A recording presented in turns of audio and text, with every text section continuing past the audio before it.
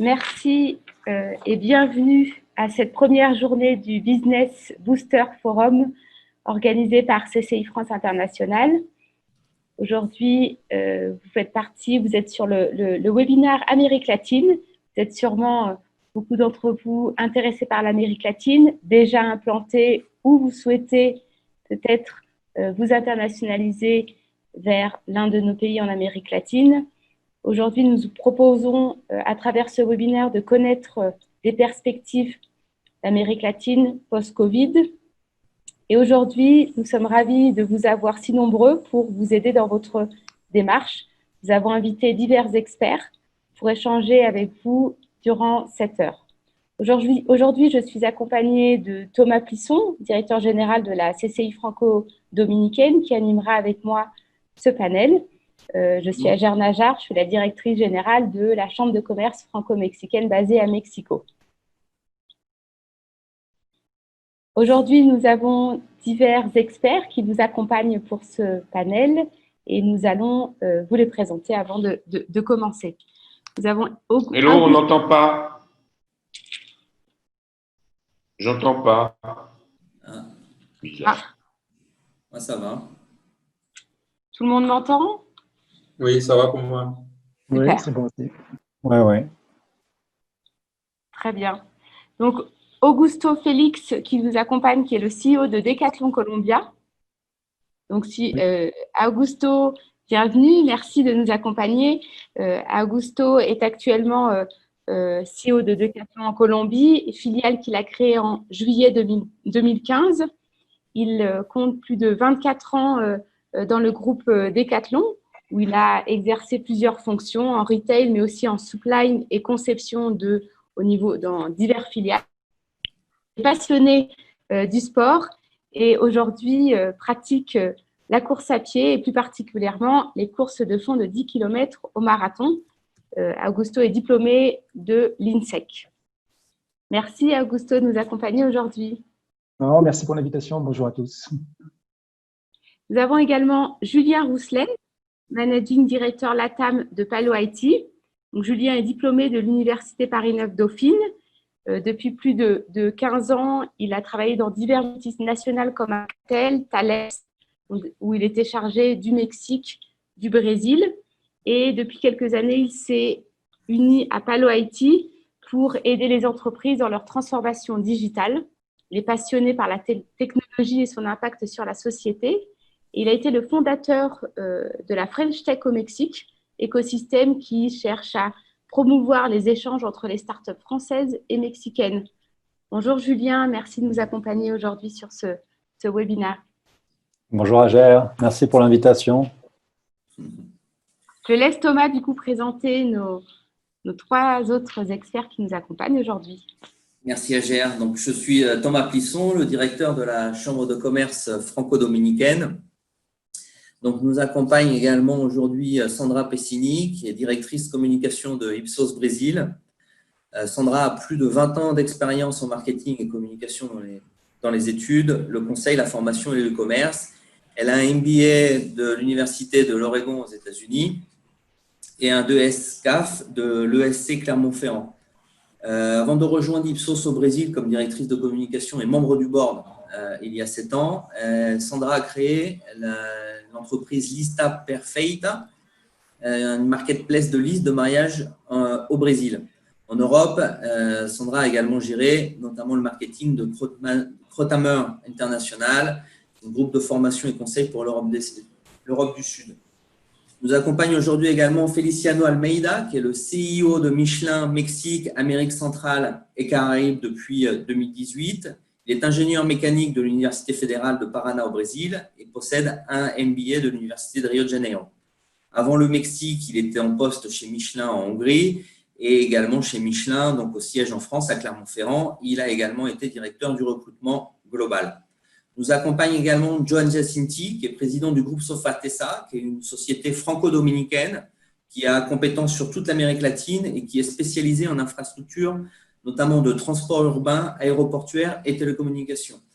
Sofratesa est associé sur le métro de Saint-Domingue et Panama avec Alstom, Thales, TSO, SIM, NGE, Siemens mais aussi de Poma pour la réalisation du téléphérique urbain de Guayaquil en Équateur. Sofratesa est présente aux États-Unis, à Boston dans le secteur énergétique, en Bolivie, au Brésil, au Paraguay, en Colombie, à Londres, en Angleterre et également à Paris. Donc, merci à vous tous de nous accompagner. Nous allons commencer notre petite présentation. Agère, si tu peux mettre les slides. Bien sûr. Donc, je vais présenter brièvement donc, ce qu'est l'Amérique latine. Hein. Je vais généraliser, bien sûr, alors que chaque pays a aussi ses spécificités. Mais alors, ce qu'on remarque sur l'Amérique latine depuis quelques décennies, ce sont tous des pays à forte croissance économique, hein, qui ont tous connu des crises économiques également. Donc, ce qui leur donne un peu une très forte résilience à ces crises-là. C'est-à-dire que les crises économiques ont vite été balayées par des lancements de mesures économiques ou des politiques d'investissement public qui ont rapidement fait reprendre le chemin de la croissance. Hein. Donc là, sur ce slide-là, vous voyez un peu ce qui était prévu, les croissances de 2019 en bleu foncé, en bleu plus clair, les prévisions de croissance donc en 2019 sur l'année 2020, et ensuite la courbe, ce sont les prévisions de croissance sur post-Covid. Hein. Donc on voit les pays avec les plus fortes croissances depuis quelques années, on a la République dominicaine, Panama, Colombie, Pérou, Guatemala. Donc il faut savoir aussi qu'il y a une spécificité, beaucoup de pays d'Amérique latine sont producteurs de matières premières. Donc, quand l'économie mondiale va bien, donc ils ont des croissances, et beaucoup d'autres pays sont dépendants en fait, de ces matières premières. Donc, voici un peu la tendance, qui est une tendance, bon, à part les deux derniers, hein, mais que l'on connaît par des problèmes politiques internes. Donc, les mesures, on va passer au slide suivant. Alors, les pays d'Amérique latine sont caractérisés aussi à part les fortes croissances, également par de fortes inégalités, toujours. Donc, les pays peinent un petit peu à réduire leur niveau de pauvreté et de mettre en place des politiques sociales. Ça, c'est une des caractéristiques. Mais, en général, les pays ont tous structuré une classe moyenne qui n'existe pas forcément dans d'autres continents. Donc là, ce sont les mesures qui ont été prises par les gouvernements respectifs pour lutter, des mesures économiques pour lutter contre le Covid. Une autre caractéristique des pays d'Amérique latine, c'est que les économies sont assez libérales. L'État intervient peu et de par les mesures sociales, donc beaucoup de pays ont dû mettre en place des systèmes de chômage partiel, temporaire, puisque ce sont par rapport au système de chômage français, beaucoup n'existe pas forcément. Donc là, on voit bien que, par exemple, au Brésil, énormément de mesures, en Colombie, Panama, République dominicaine, après un peu moins Argentine, Bolivie, Paraguay, Pérou, Équateur, et certainement insuffisant, malheureusement, Agère au Mexique et au Venezuela, mais je pense qu'on n'a pas toutes les informations. Donc, nous allons commencer, on en vient aux interventions. Nous allons commencer par Ipsos, depuis le Brésil. Donc, c'est vrai que le Covid a chamboulé totalement la productivité des entreprises, mais surtout la consommation, en fait. Donc, ce qui serait intéressant de développer, c'est de savoir quelles ont été les habitudes. Est-ce que le changement a été rapide, d'ailleurs, dans les habitudes de consommation durant les quarantaines respectives? Vers quel secteur elles se sont orientées? Et également, est-ce qu'il est possible, Sandra, de nous présenter les perspectives économiques et commerciales des différents secteurs d'activité sur notre continent? Bonjour à tous, je suis ravie d'être avec vous. Merci Thomas pour cette introduction. En termes de changement, de nouvelles tendances de la consommation en Amérique latine, ce qu'on voit au travers de nos études et également au travers d'un comparatif avec des pays qui sont dans une phase plus avancée de la pandémie, c'est qu'il y a trois types de changements. Les premiers changements de consommation, ils sont directement liés à la crise sanitaire et économique.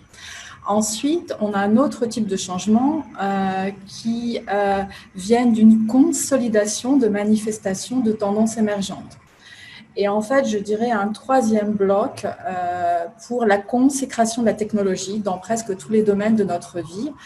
Pour ceux qui connaissent les entreprises en Amérique latine, si je vous parle de Rappi, qui est une entreprise colombienne mais présente sur d'autres marchés, de Zoom, qui est une marque mondiale, de iFood, Stone, Magalu pour le Brésil, ce sont des marques et des entreprises qui ont été très pertinentes pendant cette période de pandémie. Concrètement, j'aimerais mettre en avant peut-être quatre grandes tendances en termes de consommation. La première, je dirais que c'est la plus évidente et la plus commentée, c'est l'explosion du commerce en ligne et des moyens de paiement digitaux. Donc ça, clairement, par la situation exceptionnelle qu'on a vécue, qu'on vit encore en Amérique latine, on a commencé à faire nos courses au supermarché, on a fait plus de courses au supermarché en ligne, mais j'aimerais qu'on regarde aussi d'autres entreprises, d'autres secteurs qui avaient déjà commencé à entamer cette transformation digitale, comme par exemple une entreprise comme L'Oréal pour les produits de beauté, où durant la crise, on a vu une augmentation des comportements d'achat digitaux pour le groupe L'Oréal, qui vient de publier en fait dans Le Monde ses résultats et qui montre que sur le premier trimestre de 2020, les ventes digitales du groupe L'Oréal ont augmenté de 53%. Et au premier trimestre, il y avait déjà beaucoup de pays globalement qui étaient touchés par la crise sanitaire et économique. Donc ça montre qu'à partir du moment où les personnes commencent à répéter des comportements d'achat, on crée des habitudes et qu'après la crise, probablement, cette transformation va se continuer. Et clairement, dans notre vie quotidienne, on a vu aussi bien au niveau du télétravail, des cours en ligne pour nos enfants, des apéros via Zoom pour les moments de convivialité, la télémédecine, tout a été affecté vraiment par cette transformation digitale. Est-ce que ça veut dire que les magasins physiques sont condamnés? Clairement, je dirais que non.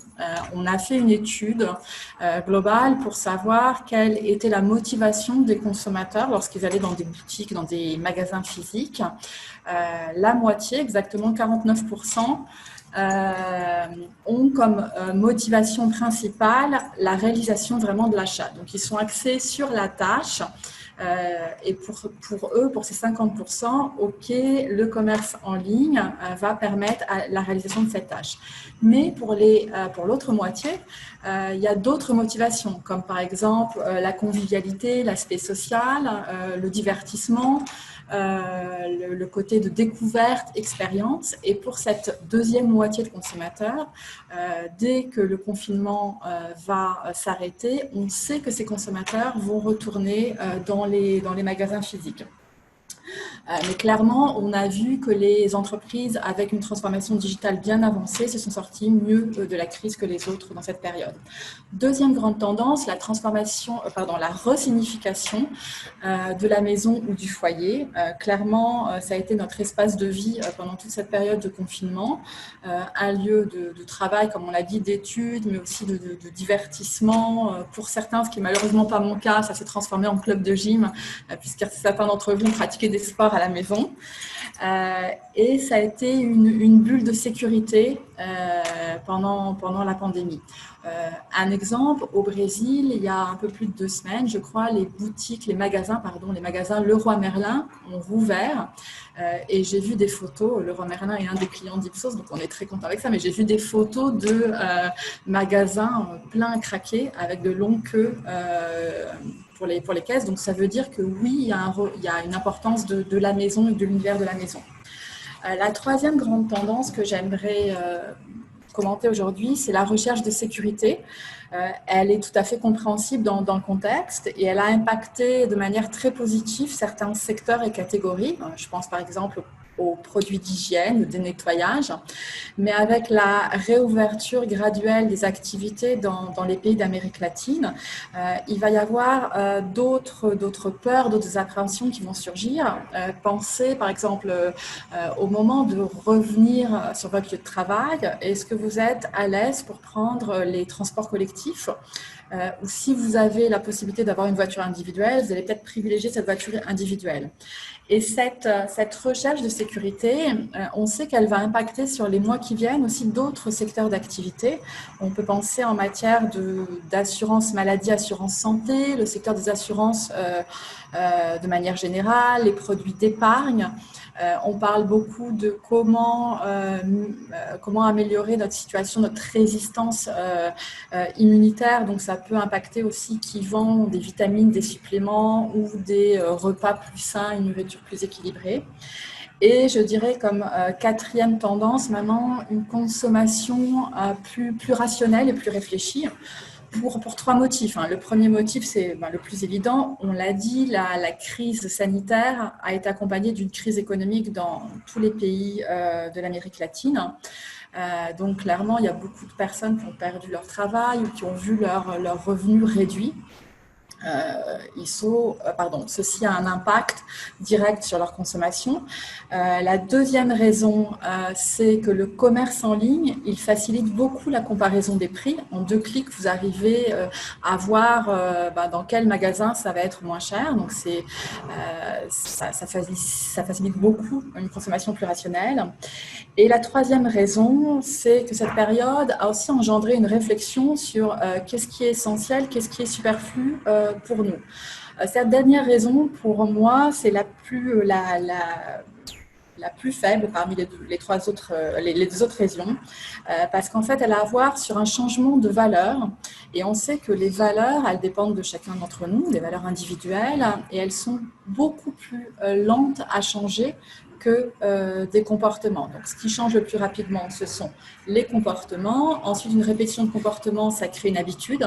Les valeurs, en fait, changent beaucoup plus lentement. Est-ce que cela signifie qu'il n'y a pas de place aujourd'hui en Amérique latine pour des achats plaisir? Non, je dirais qu'il y a de la place, oui, pour les achats plaisir. Et je vais vous donner un exemple. Il y a une chaîne de supermarchés qui s'appelle Pão de Açúcar au Brésil, qui est implantée dans pratiquement tout le territoire. Ils ont organisé à la fin du mois de mai une promotion, une journée de promotion sur leurs vins, sur les ventes de vins en ligne.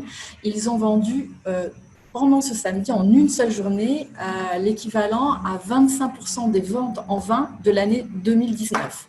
Et ça, dans un contexte de crise économique très présente.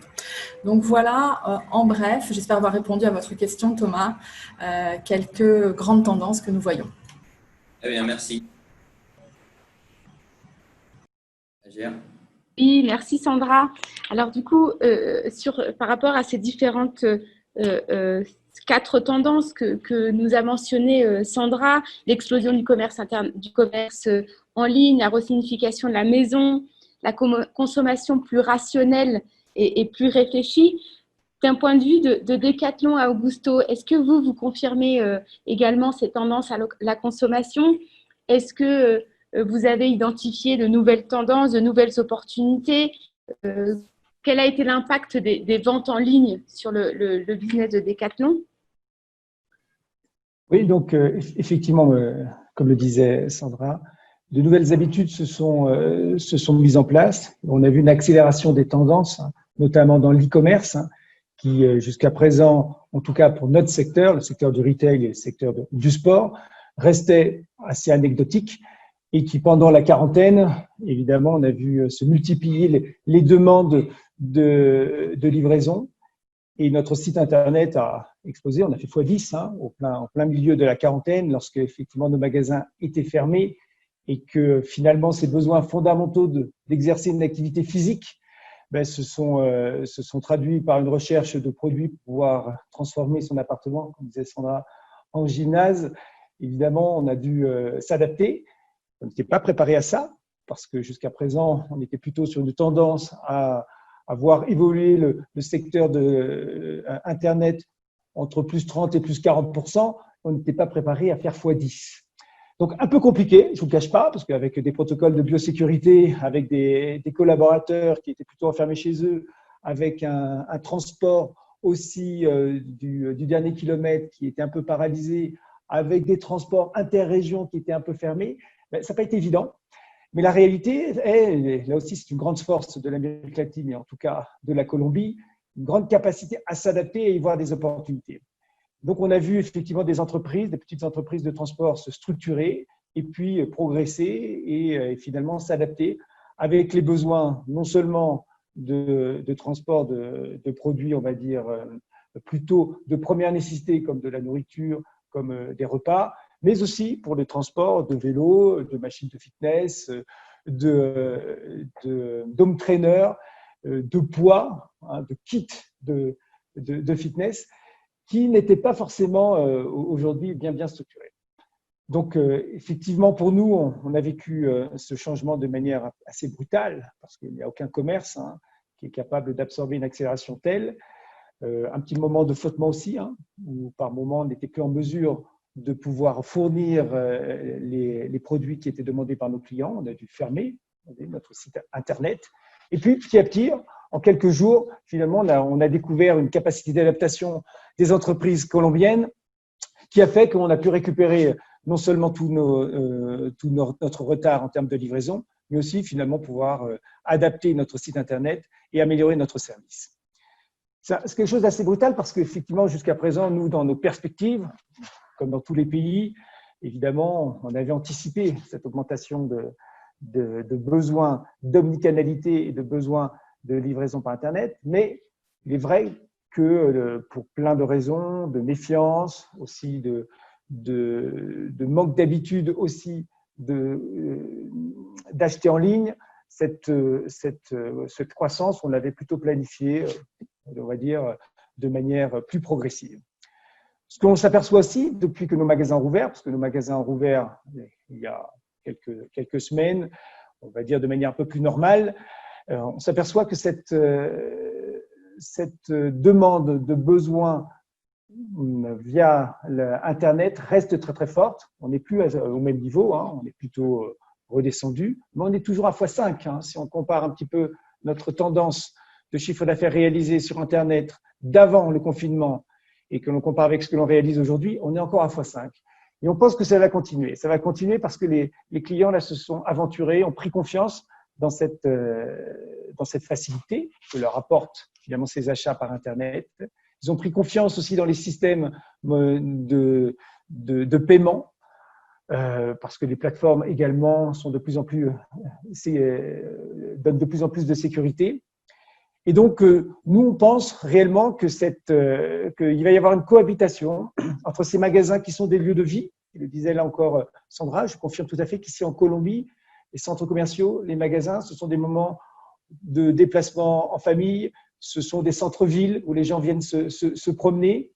Ils ne viennent pas forcément acheter, mais ça reste un endroit de rencontre. Et là, on s'aperçoit qu'effectivement, pour le moment où on est toujours en quarantaine, où les personnes ne peuvent pas aller dans les magasins en famille, parce que c'est interdit, une seule personne par foyer peut se déplacer dans ces magasins, que les personnes ne peuvent pas y aller quand elles le veulent non plus, parce que pour l'instant, là encore, seulement un jour sur deux, les personnes peuvent aller faire leurs courses.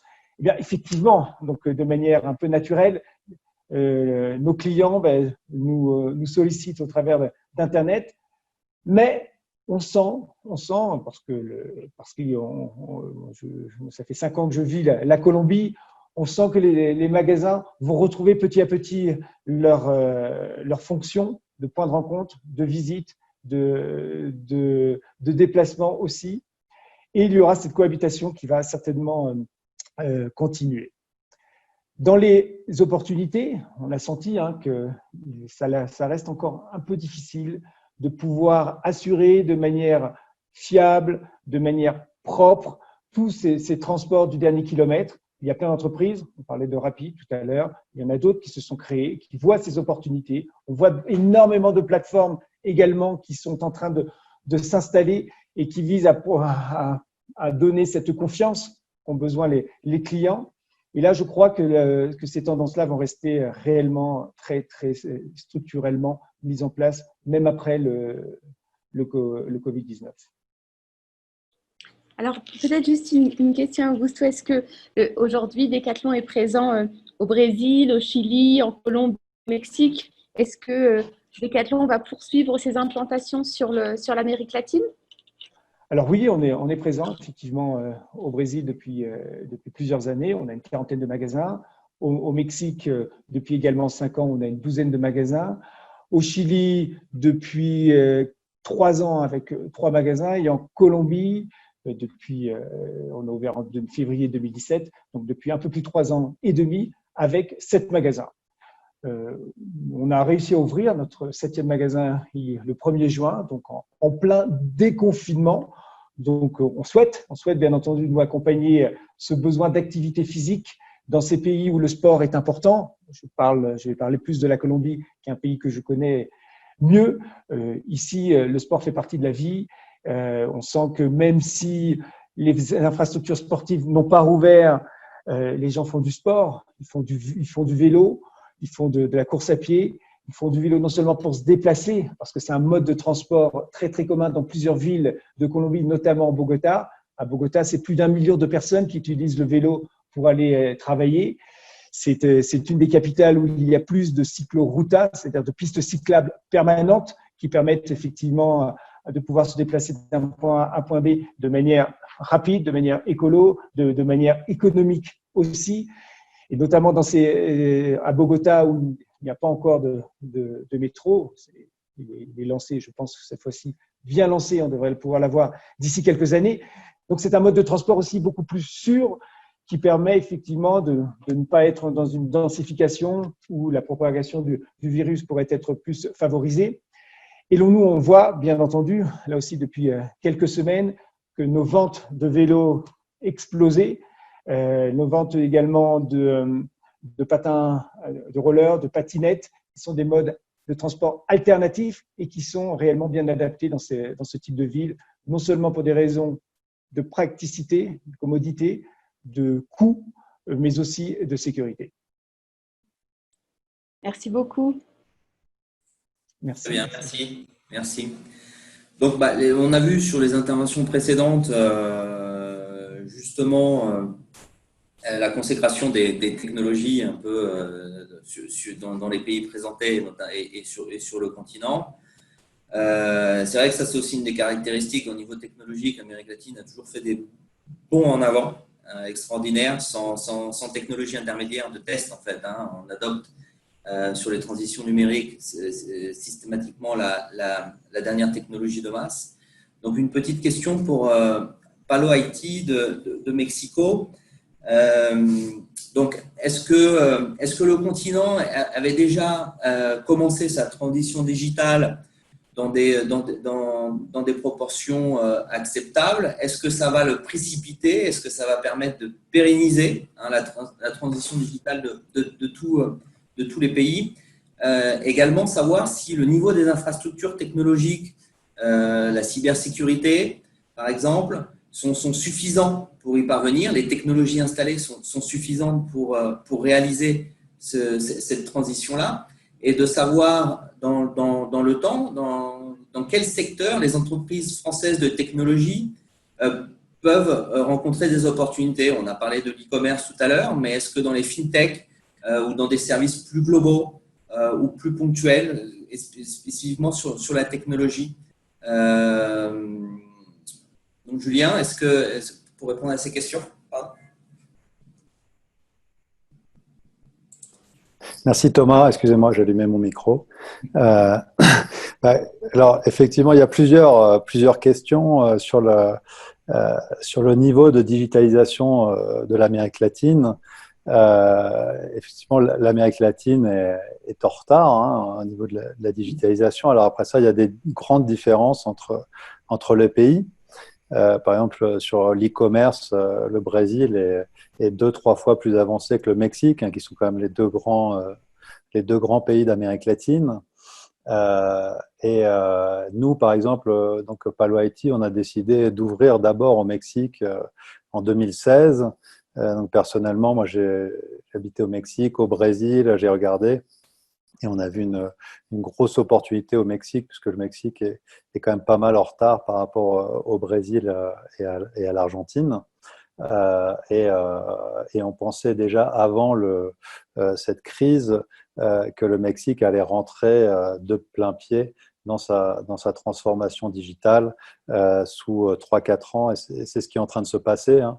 Par exemple, le hot sale local du Mexique, qui a eu lieu, là, qui s'est terminé la semaine dernière, a vendu plus de 1 milliard de dollars de produits, alors que l'an dernier, ils étaient dans les 300 millions. Donc, avec la conjonction avec la crise.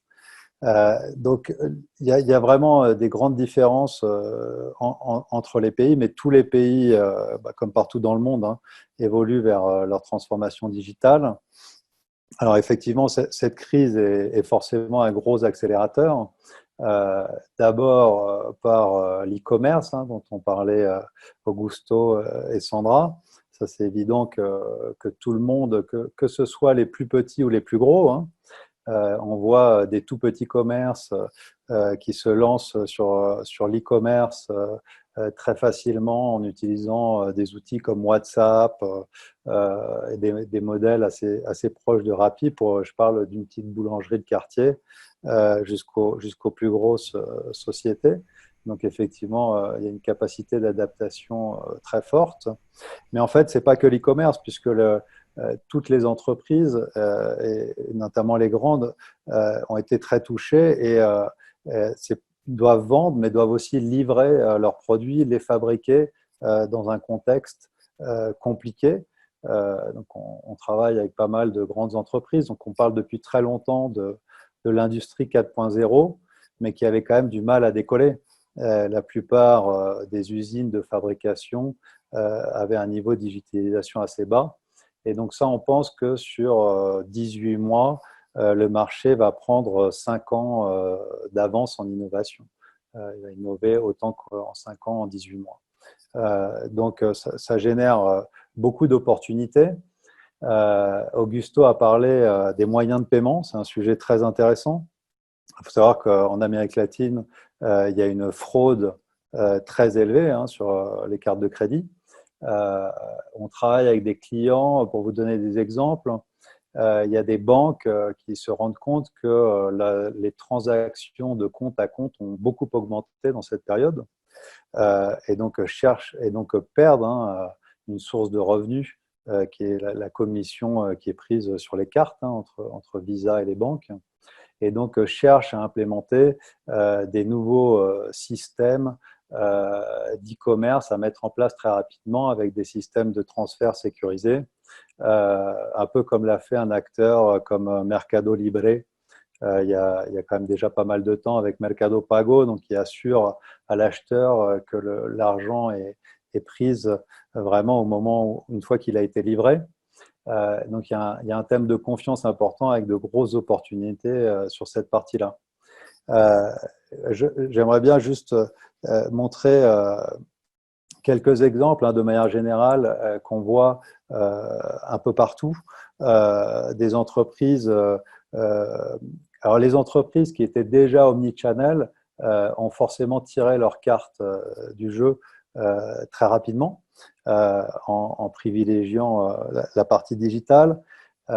Il faut les entreprises aussi qui marchent le mieux sont les entreprises qui utilisent des outils pour vraiment profiler l'usager sur la partie e-commerce, pas seulement avec l'âge ou le sexe, mais en regardant avec des algorithmes de pricing avancés et permettent d'attirer les clients. On travaille avec des acteurs comme des supermarchés, des grandes chaînes sur ces sujets-là. Alors, là, il y a vraiment des effets multiplicateurs là-dessus. Après ça, sur les infrastructures, en fait, là encore, ça dépend des pays. Si on prend un pays comme le Mexique, en fait, a une très bonne infrastructure, a une position géographique qui permet d'avoir une latence beaucoup plus faible entre notamment les États-Unis et l'Amérique latine, est vraiment un pont. Donc ça marche très bien. Le Brésil est moins bien positionné là-dessus. et tous ont un retard fort sur l'aspect cyber. Donc, il y a des grosses opportunités en cybersécurité qui sont en train de jaillir. Les banques qui ont eu des attaques très fortes en 2019 sont un secteur très intéressant là-dessus. Donc, voilà. Merci. Après, au Mexique, vous avez l'opérateur continental qui est Claro. Donc, ouais. Alors ça, c'était à des points aussi sur l'Amérique latine. Effectivement, il y a effectivement des multilatinas, donc comme Claro, ce qu'on appelle nous les multilatinas, Odebrecht qui est du Brésil, qui sont vraiment présents sur toute l'Amérique latine et qui sont des gros acteurs très intéressants.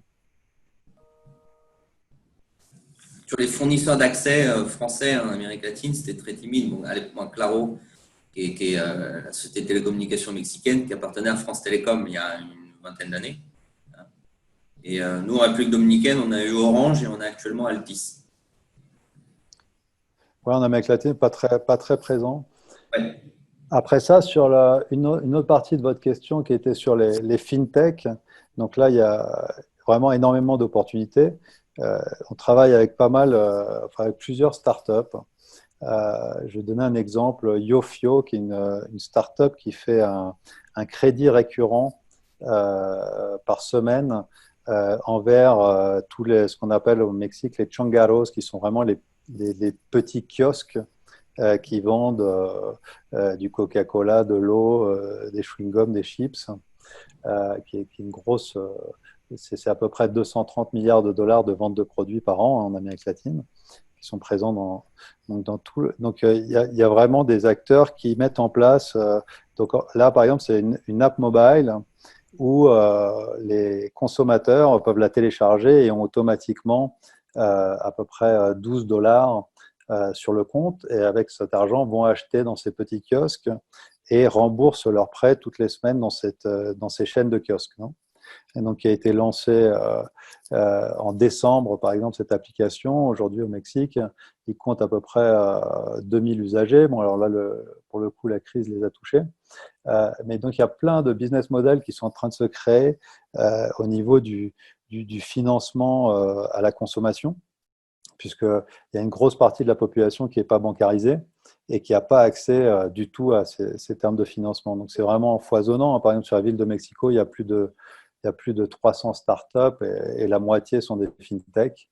On en voit beaucoup dans tous les pays d'Amérique latine. Donc là, il y a beaucoup de sujets pour les fintech françaises à venir voir des nouveaux business models en Amérique latine.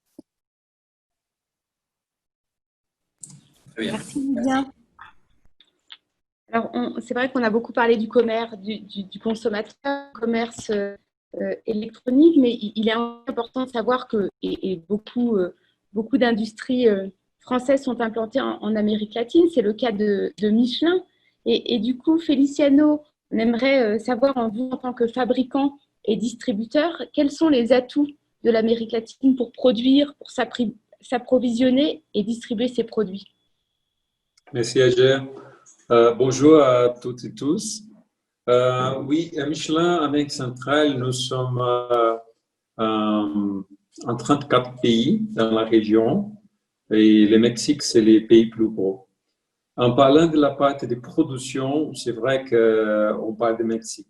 Mexique, c'est une potence mondiale et c'est le numéro 13 en termes de produits bruts. Et c'est la position géographique du Mexique, elle est super. Nous venons de signer les nouveaux contrats entre les pays, l'accord qui s'appelle TIMEC ou USMCA, qui va durer autre 16 ans. C'est-à-dire on a un supply chain intégré aujourd'hui entre le Mexique et les États-Unis. Et c'est intéressant parce que pendant la crise de Covid, les États-Unis ont bien poussé le Mexique pour ouvrir la production avant que les gouvernements voudraient à cause de la répartie des usines automobilistiques aux États-Unis. Okay? C'est-à-dire le premier grand atout au Mexique, c'est ce positionnement géographique. C'est plus économique de faire les transports entre le Mexique et la côte l'Est américaine que le fait entre les pays côte à côte. Deuxième point qui, je pense qu'il est très intéressant, c'est la quantité d'usines déjà installées au Mexique. Par exemple, on vient d'inaugurer à la fin de 2019 une nouvelle usine dans la région centrale du Mexique et on peut faire sortir en moins de 2 heures autres 17 usines de manufacturiers automobilistiques implantées dans cette région au centre Mexique. L'autre atout, on peut dire, c'est la qualité de manœuvre de Mexique. En fait, elle est plus économique qu'un marché américain, si bien qu'elle va évoluer des nouvelles traités américains du Nord. Elle exige un certain contenu local et aussi elle a établi quelques plafonds des coûts par heure travailleurs à être payés. Et avec ça, on pense que naturellement, on va avoir une évolution du coût de production. Mais on pense que même dans ces cas-là, que ce sera bon pour les pays aussi, il va continuer à être un atout important, la qualité de manœuvre et les coûts. La qualité, elle est bien. Par exemple, nous avons un centre de service général pour toutes les Amériques basé au Querétaro, au Mexique, où on peut trouver des gens de très bonne qualité, qui parlent bien l'anglais et qui font très bien des études en MBA, etc. C'est pour ça qu'on dit à niveau production, les atouts viennent de la position géographique qu'on a aujourd'hui et la qualité des manœuvres trouvées au Mexique. Si on parle maintenant de la partie de distribution, de s'approvisionner et commercialiser dans l'Amérique latine, la partie que nous sommes responsables ici, là, il faut bien séparer. Le Mexique, l'infrastructure, elle est bien. On a toutes les conditions de chaîne de retailer, des transports, last mile, tout se marche très bien. Quand on parle des autres 33 pays dans la région, ça commence les discussions parce qu'on a 4-5 pays entre Panama, Costa Rica, République dominicaine et Guatemala qui ont des marchés consommateurs très importants et on peut faire des approvisionnements d'une manière normale et à bon prix. Par contre, des autres pays, c'est un peu plus compliqué. Les décisions qu'on prises, c'est normalement de faire des cross-docking à partir de Miami ou même au Panama. Le Panama commence à être très intéressant dans ce point maintenant. Ou sinon, nous pourrons aussi profiter de quelques wholesalers, des distributeurs qui commencent à faire les business pour quelques régions. On peut dire Panama, Costa Rica, ou sinon les trains du Nord, c'est Guatemala, Nicaragua et El Salvador. Okay? Si on prend dans les futurs, qu'est-ce qui va se passer après le Covid? Bon, le Mexique va continuer à être un pays très intéressant de se faire des investissements, surtout parce que les marchés américains continueront pendant 16 ans au minimum. Et si le gouvernement va réussir à évoluer les 2 points principaux de ces plateformes actuelles, c'est de réduire la corruption. Ils font des efforts énormes à ce moment. Et aussi de réduire les problèmes de sécurité, parce que la sécurité, le Covid va passer, mais la sécurité va continuer pendant une période au Mexique. Et on espère que le gouvernement pourrait adresser ces problèmes, que c'est un problème important. Et si on adresse la corruption et aussi la sécurité, l'industrialisation au Mexique va être plutôt plus forte après le Covid, avec des atouts que je viens de mentionner. Merci beaucoup, Feliciano. Bon, maintenant, une question pour Johan Giacinti sur les infrastructures.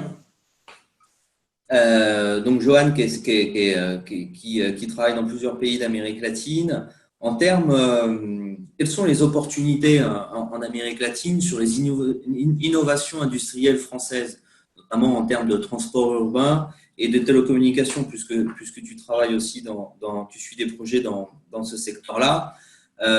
pour évaluer un petit peu est-ce que l'Amérique latine serait une véritable opportunité dans le cadre du plan du gouvernement français dans la transition, dans la transition écologique pour relancer un espèce de plan de financement à l'international, le New Deal à la française sur la transition écologique. Est-ce qu'il existe toujours des besoins en Amérique latine? Est-ce que les États ont la capacité aujourd'hui à financer ces projets et quels sont les financements qui peuvent accompagner ces projets dans les pays d'Amérique latine? Merci Thomas et puis bonjour à tous. Donc le problème en Amérique latine en ce moment, il est différent de ce qu'il était il y a 4 ou 5 mois. C'est-à-dire que en ce moment, vraiment la situation est assez délicate. Je travaille, enfin donc j'ai créé une société au départ en Amérique latine, donc au départ de la République dominicaine et de Panama, qui maintenant travaille également en Colombie. On est également présent dans d'autres pays, au Brésil, dans les télécoms, etc. C'est une petite, on va dire une moyenne multilatine, justement, que j'ai créée il y a maintenant 35 ans. Je suis d'un naturel assez optimiste parce que nos 2 premiers pays, c'est justement la République dominicaine et Panama, qui sont pas des grands pays d'Amérique latine, mais qui sont de très loin les pays qui, ces 20 dernières années, ont eu le plus fort taux de croissance, puisqu'on a eu un taux de croissance dans ces 2 pays entre 5 et 7% par an. Donc, on est généralement optimiste et ce sont des pays qui ont investi dans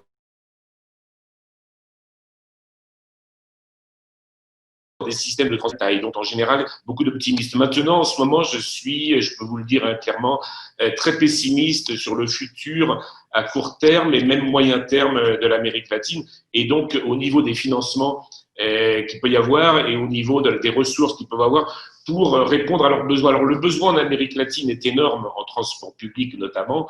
Pourquoi? Parce que l'Amérique latine, ce sont il y a des très grandes villes. Il y a plus de grandes villes en Amérique latine qu'il y en a en Afrique. Il y en a pratiquement autant qu'en Asie. C'est vraiment gigantesque. Vous avez des villes comme Sao Paulo qui font 30 millions d'habitants. Vous avez des villes comme Mexico qui font également presque 30 millions d'habitants aussi. Bogota, que vous avez mentionné tout à l'heure, qui fait 8 millions d'habitants. Donc, un marché gigantesque pour le transport, pour le système de transport, que ce soit aussi bien des métros, des trains, des RER ou des téléphériques aussi, il est énorme. Maintenant, comment vont-ils financer ça? Justement dans des pays qui maintenant vont avoir une crise économique très importante. La République dominicaine, par exemple, qui a toujours eu entre 5 et 8% de croissance, cette année, grosso modo, ils ont basé leur industrie, leur PIB est basé, la croissance du PIB est en grande partie basée sur le tourisme. Les touristes, on n'en aura pas avant décembre. Panama, c'est la même chose. Panama, c'est un pays qui normalement a toujours un très fort taux de croissance. Là, ils ont essayé de contrôler la crise Covid pendant quelques semaines et là maintenant, elle est devenue incontrôlée. Donc, il y a un énorme besoin et en même temps, je dirais qu'il va y avoir un problème de financement. Comment vont-ils financer ça?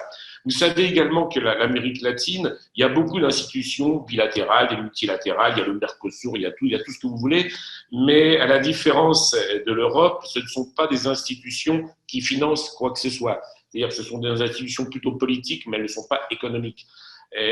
Donc, ils vont avoir du mal à trouver des financements.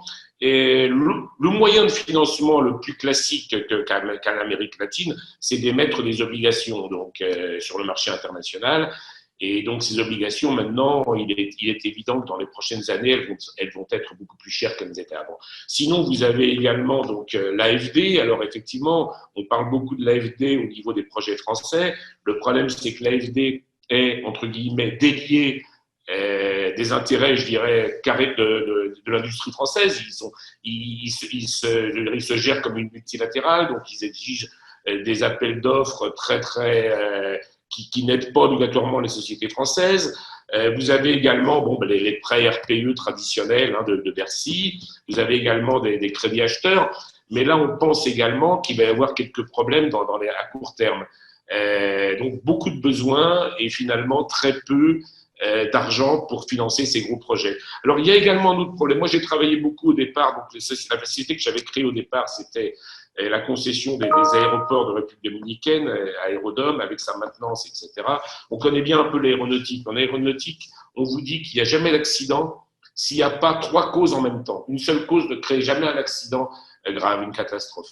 La cause, elle peut être, c'est à la fois une cause humaine, une cause matérielle et une cause technologique. Voilà, donc il y a les trois en même temps.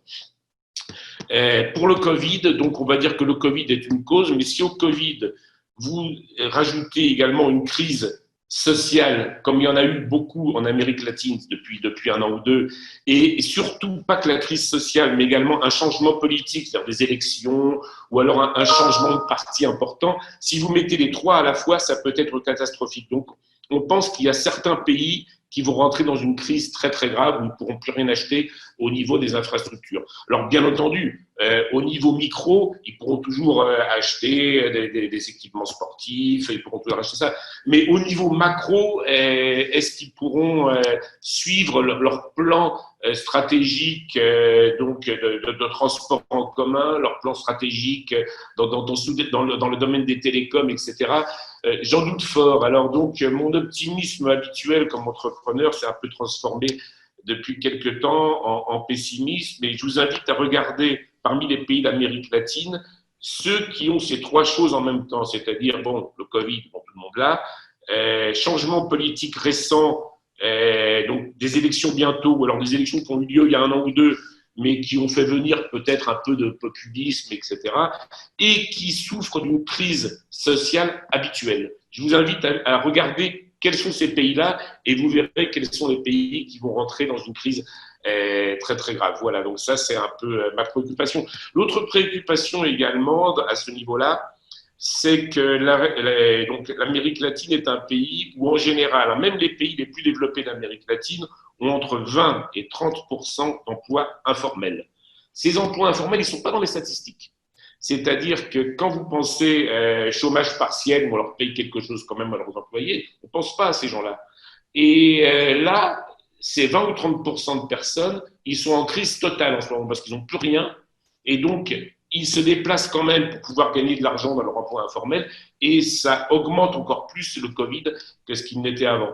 Donc voilà, donc moi en ce moment, je dirais prudence et un pessimisme quand même sur le futur de l'Amérique latine en ce moment. Voilà, c'est mon message en ce moment, et notamment dans les projets d'infrastructure qui seront retardés. Alors, on a un autre problème également, c'est qu'on a une concurrence chinoise qui est extrêmement violente. On a parlé tout à l'heure de Bogota. Bogota, donc, et puis la Colombie en général, les deux plus grands projets d'infrastructure ferroviaire, donc, qui est le RER de Bogota et le métro de Bogota, ont été gagnés maintenant par des entreprises chinoises. Et donc, c'est le début, je dirais, d'une très, très grosse concurrence que nous allons avoir des Chinois dans ce domaine-là. Voilà un peu, en résumé, mon message. D'accord, merci Johan. Donc, prudence sur les marchés publics en Amérique latine. Un peu de patience, puis d'être très compétitif, innovant. Donc, il y a une question, je vais faire une question, donc vous y répondez un peu tous, ceux qui ont la connaissance. On a eu plusieurs demandes donc, de savoir sur justement en Amérique latine, pour développer ces affaires en Amérique latine, est-ce qu'il y a une homogénéisation en termes de législation, de procédures, certification? Vous pouvez répondre un petit peu. Donc, dans tous les pays d'Amérique latine, c'est vrai qu'il y a une grosse caractéristique, c'est la bureaucratie. Également, donc savoir est-ce que les dossiers sont longs, les nouveaux investissements sont longs à mettre en place, qu'est-ce qui les caractérise, et également sur les investissements, et ça aussi sur les marchés publics, quel est le degré de compliance des pays d'Amérique latine, donc qui rentrent dans le cadre pour la France des lois Sapin 2. Donc peut-être sur des investisseurs régionaux. Je peux bien répondre si vous voulez en 3 minutes. Oui. Réellement, la création d'une filiale d'une entreprise de manière générale en Colombie, c'est simple, c'est vraiment simple. On est bien aidé non seulement par des organismes qui peuvent être des Invest Bogota par exemple, les ProColombia, les cabinets d'avocats sont spécialisés aussi. C'est vraiment simple. Moi, je trouve que la création de la filiale n'a pas été un souci. La contrepartie de ça, c'est qu'effectivement, cette bureaucratie que tu évoquais, effectivement, par la suite, après, on a quand même beaucoup de formalités à remplir pour justifier tout ce que l'on peut faire au niveau fiscal, notamment. Mais réellement, la création d'entreprise, c'est simple et rapide. Oui, c'est ça. Je me suis un peu mal exprimé parce que c'est vrai qu'en République dominicaine, c'est pareil. C'est assez simple d'y investir. L'opération, c'est un peu plus… les défis commencent à apparaître. Voilà, c'est ça. À la fois, si je peux me permettre, Thomas, je dirais comme conseil de ne pas sous-estimer la complexité des opérations en pays d'Amérique latine. Parce que comme ça a été très bien dit par plusieurs d'entre vous, il y a des disparités déjà très très grandes, non seulement entre les pays, mais également pour des grands pays comme le Brésil, entre les régions. Et quand je parle de complexité, je pense à la fiscalité, loi du travail, la partie juridique et aussi pour qui travaillerait sur des importations-exportations, sur la question des douanes. J'ai le sentiment que souvent, en fait, pour des Français, il y a une apparente proximité de la culture, de la langue avec l'Amérique latine et qu'on a l'impression que la proximité en termes de business va être la même et c'est pas vraiment le cas. Donc, il y a des belles opportunités. Je crois que ça a été dit pour les fintechs, pour les entreprises du domaine de la technologie ou dans d'autres. Mais attention avec cette complexité des opérations. Je suis d'accord avec toi. Si vous me permettez, au Mexique, il y a pas mal des invitations intéressantes pour des gouvernements de chaque État, surtout au centre du pays. Et quand même, on peut trouver quelques aides pour faire des investissements. Ce sont des États très, très bons pour faire des investissements. La partie fiscale, c'est un peu plus compliqué parce que de temps en temps, les bénéfices fiscaux qu'on a, ils viennent à travers l'IVA et de temps en temps, c'est un peu difficile de retourner dans les délais qu'on a attendu à faire. Il faudrait aussi voir des areas qui sont plus incentivés pour faire des investissements. Par exemple, au Mexique, aujourd'hui, il y a pas mal de discussions sur les énergies vertes. Il faudrait s'informer avant si ce sont des areas que le gouvernement est sympathique à avoir des investissements ou pas. Dans la partie technique, il y a quelques bureaucraties, mais normalement, il accepte des normes techniques des autres pays, d'Europe, des États-Unis. Il y a un peu de travail à faire avant d'entrer dans quelques marchés si vous avez besoin de faire passer des normes et règlements techniques. Merci. Je crois qu'il est l'heure. Je ne sais pas si peut-être une recommandation de la part de Julien ou un commentaire sur, en tant que au Mexique, sur l'implantation. Le micro est coupé, Julien. Pardon, décidément. J'ai ouvert donc, sur les 4 dernières années là, le Mexique, la Colombie et une petite opération au Pérou.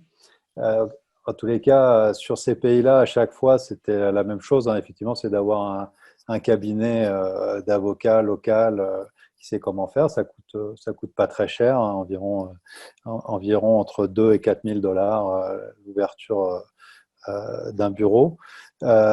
Effectivement, par contre, à chaque fois, il y a des spécificités fiscales dans chaque pays qui sont compliquées. Moi, ce que je recommanderais, c'est que sur Amérique latine en général, ça prend, le business prend un peu plus de temps. Donc, nouer des relations avec des partenaires bien implantés localement, c'est vraiment un facteur clé de succès. On a parlé des multilatinas, mais en fait, il y en a plein de différentes. Il faut prendre en compte aussi que ce sont des pays où la caractéristique de la PME en fait est très large. Ça va d'entreprises vraiment toutes petites jusqu'à des entreprises en fait assez grandes. Et qu'il y a un réseau de PME très dense. Donc sur les acteurs en B2B, moi, ce que je conseillerais, c'est effectivement de prendre le temps de ficeler des bons partenariats avec des acteurs locaux. Sur le B2C, bon, bah, c'est complètement différent. Donc, il y a une population très, très grande. Et effectivement, de bien étudier l'attractivité de certains produits et l'aspect de la disruption. Ce seraient mes conseils à ceux qui souhaitent s'implanter en Amérique latine. Et je suis à votre disposition. Ceux qui sont intéressés peuvent prendre un contact avec moi via LinkedIn ou par email. Je suis toujours ravi d'aider ceux qui veulent s'implanter en Amérique latine.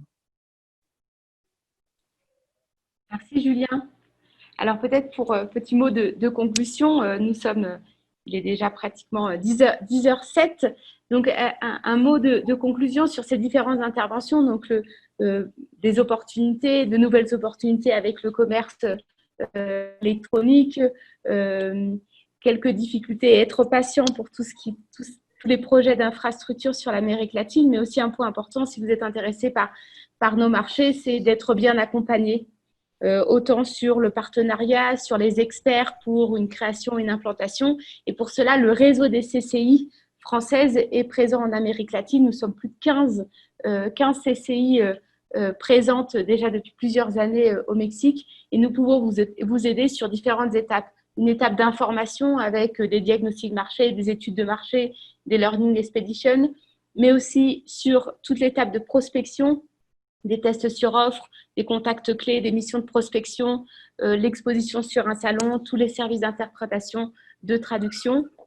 Sur la partie, toute l'aide à l'implantation, la rédaction d'un business plan, des journées d'implantation, création de filiales, domiciliation, encadrement de vos VIE, le recrutement, mais aussi la gestion de vos ressources humaines, et également sur le développement, l'offre de commercial à temps partagé, service client, membership, du mentoring, de l'assistance à la réalisation de supports de communication, l'organisation d'événements via nos réseaux locaux et relations presse. Donc, n'hésitez pas à nous contacter, toutes les CCI françaises en Amérique latine.